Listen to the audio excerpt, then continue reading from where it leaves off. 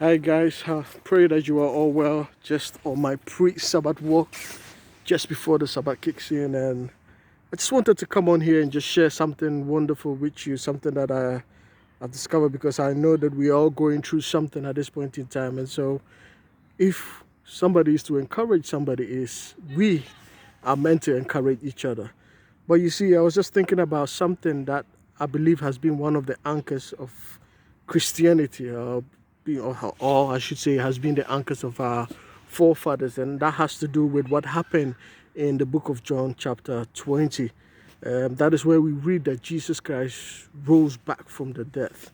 Now, you see, at that point in time, I can imagine that when Mary Magdalene came rushing to the disciples, telling them that the body of Jesus Christ is there no more, and so Jesus Christ has risen.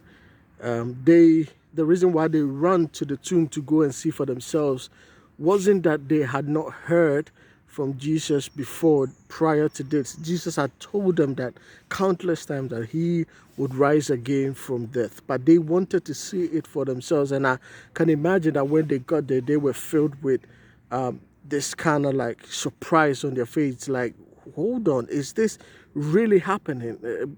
Is this really going the way that Christ told us about? And I can imagine that this is the same emotion that engulfs a lot of us, because you can imagine that you are living your life, enjoying things. Nobody predicted what is happening. Nobody is also predicting what keeps happening around us.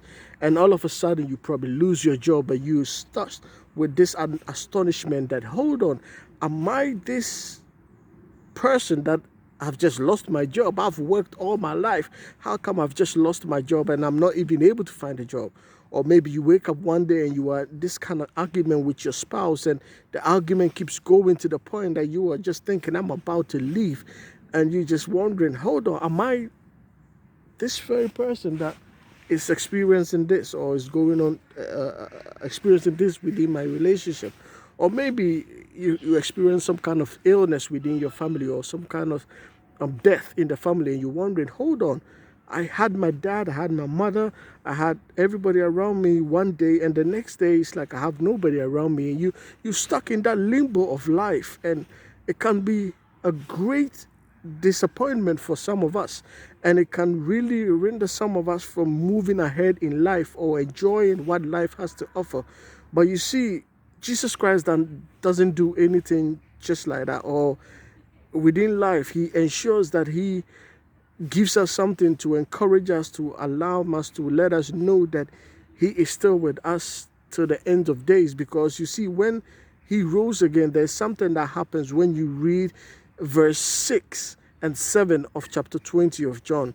Because the Bible tells us that when they went into the tomb, the wrappings that were wrapping around Jesus Christ, those wrappings were laid out apart from each other. They were folded. If I'm to put it in my own words, I'll say they were neatly folded and laid down. So if somebody came to steal the body of Jesus Christ, do they have the time to do that?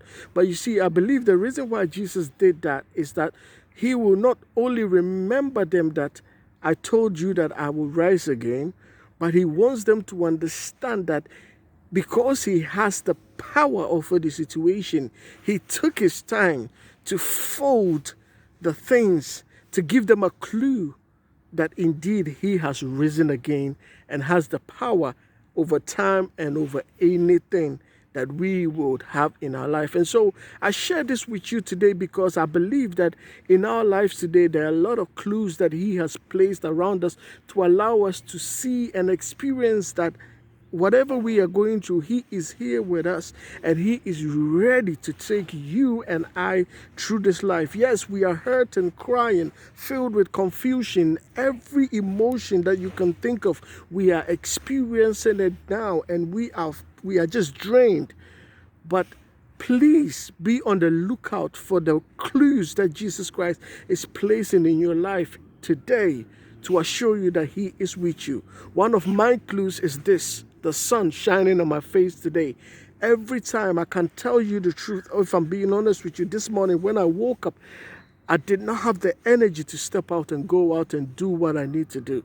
But as soon as the cloud parted ways and the sun shined on my face, I felt this energy engulfed around me that I was able to get up and go out. Because you see, the sun reminds me of the very time that God was able to God was able to dock his ship at that shore of confusion, and out of that confusion create this world that we see around us, and see the beautiful nature that I have around me at this point in time. And this beautiful nature, every time I walk through this beautiful nature, reminds me that indeed he is with me, and he is here to give me the peace that surpasses all understanding. And so I know that peace is also one that he's willing to give to somebody out there. So I pray in the mighty name of Jesus Christ that his mighty peace will encompass around somebody today, that somebody will see the joy that he wants to give to you. God bless you,